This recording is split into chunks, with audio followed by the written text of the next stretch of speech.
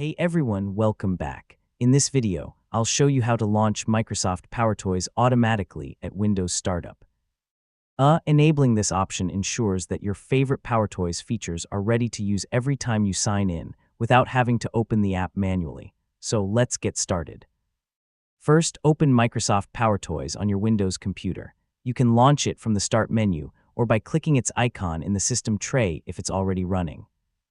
Once the application opens, click General from the menu on the left to access the main settings. Next, scroll down until you find the Startup section. Here, you'll see an option labeled Run at Startup. Turn this option on to allow PowerToys to launch automatically whenever you sign into Windows.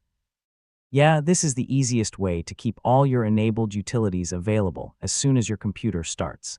If prompted, grant any required permissions to allow the setting to take effect.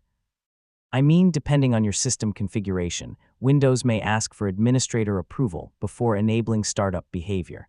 After you've enabled the option, close Microsoft PowerToys. The setting is saved automatically, so you don't need to click a Save button. The next time you restart your computer and sign in, PowerToys should launch in the background, and all your enabled utilities will be ready to use. If you ever decide you no longer want PowerToys to start automatically, simply return to the general settings and turn Run at Startup back off. You can still open the application manually whenever you need it, and that's it. You now know how to launch Microsoft PowerToys at Startup and have it ready every time Windows starts. If this guide helped you, don't forget to like the video, share it with others, and subscribe for more simple tech tutorials.